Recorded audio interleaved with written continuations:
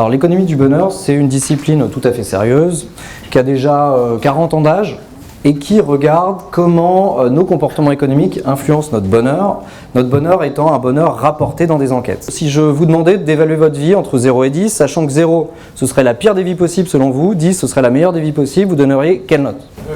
9, ok. 8. Ouais, 8, 7, ouais. On est un peu trop haut pour des Français là. Ouais, 11, ouais, bon, vous êtes suédois, monsieur. Donc la moyenne en France, c'est 6,5, elle baisse depuis une dizaine d'années, ça baisse un peu. Ça fait de la France pas un pays dépressif du tout, hein, ça nous met au niveau 30e sur 200 pays évalués. Comment est la balance émotionnelle durant les heures passées au travail, à votre avis ? Non. Non, c'est très mal. C'est quasiment l'activité journalière la plus désagréable. Avec le temps de transport vers le travail et de retour du travail. Donc il y a plein de gens qui adorent leur vie sans adorer leur travail ou qui adorent leur travail sans adorer leur vie. Donc, alors que c'est l'activité la plus chronophage d'une journée, il n'y a pas une corrélation très forte, contrairement à ce qu'on pourrait imaginer, entre le plaisir qu'on a dans son travail et l'évaluation globale de sa vie. Dans l'Antiquité, que ce soit chez les Grecs ou chez les Romains, le travail est complètement méprisé. C'est pas par le travail que l'on devient heureux, c'est par, au contraire, les loisirs. Et quels loisirs ? Faire du sport, faire de la politique, s'instruire, faire la guerre aussi. Tout ça est beaucoup plus noble que travailler. Le travail est le propre des esclaves dans l'Antiquité. Je ne sais pas si vous avez fait de la microéconomie, mais en microéconomie, le travail, c'est pas positif du tout. Ce qui génère de l'utilité pour les économistes, c'est le loisir et la consommation. Le travail, c'est l'inverse. Il faut minimiser son temps de travail pour être le plus heureux possible. Je ne veux pas complètement vous plomber le moral, mais le problème du chômage, c'est qu'on ne s'y adapte pas. Et vous allez voir que normalement, on s'adapte à quasiment tout, mais le chômage fait partie des exceptions. Les chômeurs de longue durée ne s'adaptent pas du tout parfaitement à leur statut de chômeur de longue durée. L'âge joue positivement pour le bonheur quand on est jeune, autour de 20 ans, puis après quand on est jeune senior, 60-65 ans, et il y a un creux par contre qui est quand on a 40-45 ans. Quand vous êtes jeune, vous êtes en haut parce que vous avez plein d'illusions, vous pensez que vous allez tout cartonner, à 45 ans vous avez compris que c'était une erreur. Et à 65 ans, c'est génial, vous en foutez. Donc la vie est belle, je vous explique pas après pourquoi ça chute, je pense que vous comprenez. Bah oui. Le salaire. Est-ce que le salaire fait la satisfaction cette fois-ci vis-à-vis de l'emploi ? Et comme pour la satisfaction de l'emploi vis-à-vis de la satisfaction de la vie, la corrélation est très modeste. Et pire que ça, on a repéré que la satisfaction de son propre salaire n'était pas fortement reliée à son salaire. Donc les gens qui ont de hauts revenus ne se disent pas beaucoup plus satisfaits de leurs revenus que des gens qui ont de faibles revenus. Tout va être affaire de points de référence, et vos points de référence quand vous gagnez 10 000 ne sont pas les mêmes que celui qui gagne 1000. Et donc quels points de référence, à votre avis, vont impacter votre évaluation de votre rémunération ? Les amis, qui d'autre ?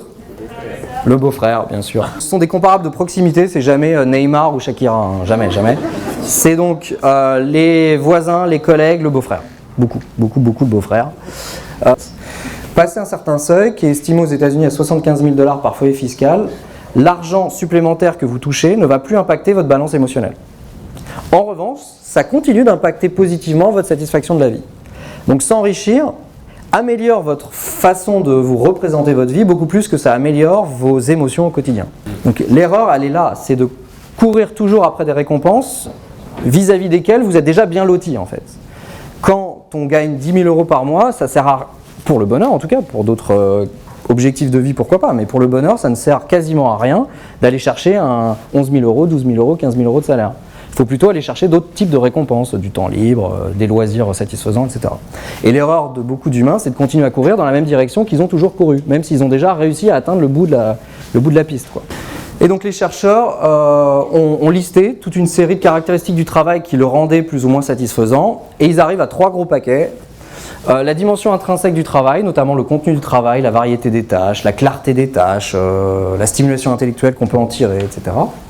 La dimension sociale du travail, à quel point vous entendez bien avec vos collègues et avec votre boss. Dans les récompenses extérieures au travail, vous avez le salaire, vous avez les opportunités de carrière et vous avez le statut social, le prestige social associé au travail.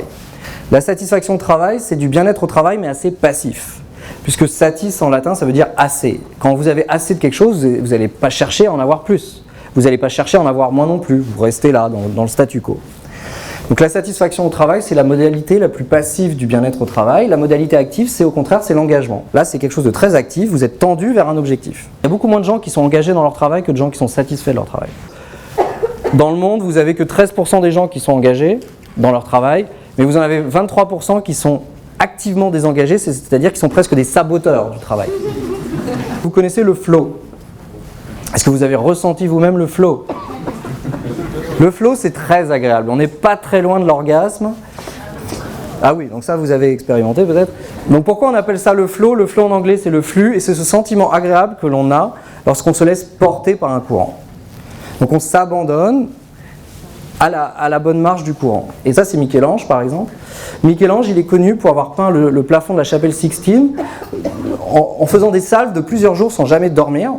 Puis après, il s'écroulait de fatigue, puis il recommençait. Et il expliquait qu'il était comme dans un état second lorsqu'il peignait le plafond de la chapelle Sixtine. Pareil, vous avez beaucoup de sportifs qui vous expliquent que par moment, ils sont comme dans un tunnel, ils se rendent même plus compte d'où ils sont, du temps qui passe, de qui ils sont tellement focalisés dans leur action qu'ils sont dans un état d'apesanteur. C'est pour ça que l'image de l'orgasme n'est peut-être pas la meilleure, c'est plutôt celle-là. Un cosmonaute qui flotte.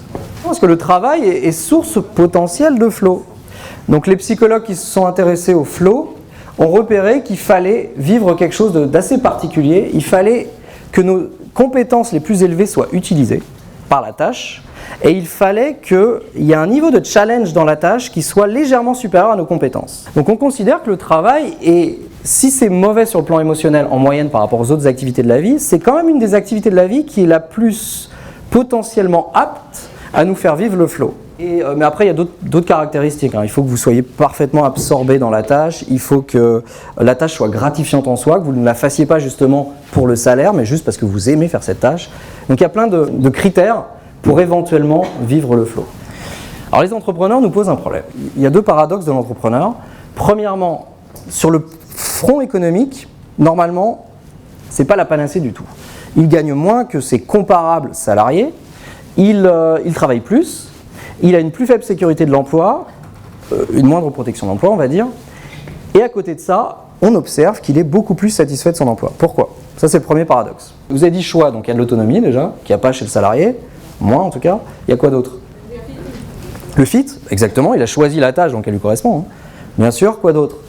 Le sens éventuellement, il a choisi la tâche, souvent c'est une tâche qui fait sens pour lui, une activité qui fait sens pour lui. Et puis après, on a ça. Il est plus satisfait de son emploi, il y passe plus de temps, et pour autant, sa vie n'est pas plus agréable, en tout cas, il n'évalue pas mieux sa vie. Pourquoi ? Eh ouais. Trop de temps, et pas que trop de temps, trop d'énergie, et trop de temps de cerveau disponible. C'est qu'après, il rentre chez lui, et ça, on observe ça. Donc oui, l'entrepreneur, très clairement, est plus satisfait de son emploi, mais pas davantage de sa vie en général, et d'ailleurs, on observe qu'il est moins satisfait de sa vie familiale, de ses relations sociales et de ses loisirs. On a repéré un saut de satisfaction de la vie quand vous commencez à avoir un collaborateur. Ah oui. Donc l'auto-entrepreneur par rapport à celui qui est en binôme, il y a une grosse différence déjà de satisfaction de la vie. Certains historiens du travail pensent qu'on est à la fin de la société salariale.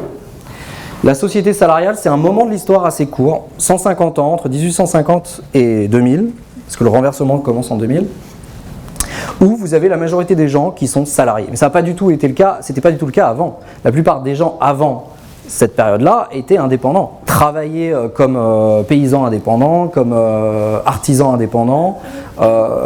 Les femmes, par exemple, pouvaient être artisanes dans l'industrie textile, elles travaillaient de chez elles, donc c'était du télétravail avant l'heure. La plupart des gens étaient indépendants. Puis ça a décliné, jusqu'en 2000, et là vous avez une reprise, et cette reprise, on l'observe dans à peu près tous les pays occidentaux, et elle a commencé dès les années 80 dans des pays comme l'Angleterre et la Suède. Alors, est-ce qu'il faut changer d'emploi pour être heureux ? Quand vous pensez à un changement de vie, vous faites une erreur psychologique, c'est que vous focalisez sur ce changement-là. Donc cette chose-là devient saillante à votre attention, mais après, une fois que ça va être fait, elle ne sera plus saillante à votre attention. Donc quand vous pensez à votre nouvelle voiture, elle devient centrale dans votre vie. Mais une fois que vous avez votre nouvelle voiture, votre vie reprend son cours. Donc il y a un effet de loupe constant lorsqu'on prend des décisions qui peut nous amener à prendre de mauvaises décisions. Par exemple, à votre avis, est-ce que vivre au soleil améliore le bonheur ? Oui, mais beaucoup moins que ce que vous pensez sans doute. Donc, pour répondre à la question, donc, un changement de voiture, c'est 3 mois. Un changement de maison, à votre avis ? Pour plus grand, plus spacieux, plus confortable, plus moderne, plus ce que vous voulez. 2 ans. Non, 1 an seulement. 1 an. Et ce qui est très drôle, c'est qu'on a observé ça. Ça se joue en 3 temps. C'est une valse en 3 temps. Il y a d'abord l'anticipation, puis vous avez l'effet lune de miel, puis après vous avez l'effet gueule de bois. Donc là, la voiture, au début, vous imaginez, avec mon cabriolet, là je vais être à Deauville toutes les semaines, ça va être génial. Mais en fait non, vous utilisez le cabriolet pour aller faire vos courses à Intermarché et pour aller voir la belle-mère que vous détestez toujours autant. Puis effectivement, vous profitez un peu, mais c'est déjà un peu moins agréable que la période d'anticipation. Puis après, le cabriolet, c'est devenu une nouvelle Twingo pour vous, quoi. Donc, et ça, c'est le cas partout. Ça a été vu pour plein de grosses décisions de la vie. Donc ne pas croire que les changements, que la clé est dans le changement. À court terme, oui, mais il va falloir changer régulièrement pour constamment avoir ce boost de bonheur. Parce que, et c'est ça, c'est un peu déprimant aussi, ça, bon, on peut s'y faire, on a repéré à partir des données sur les jumeaux qu'il y a un déterminisme génétique du bonheur. Donc il y en a qui sont nés avec un patrimoine génétique favorable au bonheur, donc ce seront des 8 en moyenne, on va dire, et d'autres sont nés avec un patrimoine génétique qui est plus difficilement conjugable avec le bonheur, ce sont des 6 en moyenne par exemple. Et on sait par quoi ça passe beaucoup par la personnalité. Par exemple, les introvertis sont moins heureux en moyenne que les extravertis. Donc la mauvaise nouvelle, c'est ça, c'est que c'est déterminé à 50% par la génétique. La bonne nouvelle, c'est qu'on a repéré que des activités humaines pouvaient monter votre niveau de base, et c'est le cas de la méditation. Donc il y a des gens qui ne seront jamais satisfaits dans leur emploi, quoi. Ils vont migrer d'emploi à emploi, et vont très vite être de nouveau insatisfaits, sans doute à cause de leur personnalité. Alors on peut essayer de changer d'emploi ou on peut essayer de cumuler les emplois. Il y a un terme qui est assez à la mode, qui est le terme du slasher, qui en français on va dire pluriactif. Ça sonne moderne, c'est anglais, c'est joli à l'oreille, sauf que c'est tout sauf moderne. Tout le monde était slasher avant la société salariale. Donc les paysans étaient à côté artisans. Les femmes qui aidaient à la ferme pouvaient être couturières pour des ateliers à côté, etc. etc. C'est au 19e siècle qu'on a arrêté d'être des pluriactifs et qu'on a commencé à se spécialiser, avec le risque de s'ennuyer dans des tâches un peu trop monotones, trop répétitives. Des chercheurs ont regardé après les données allemandes et ont repéré quelque chose de très bizarre.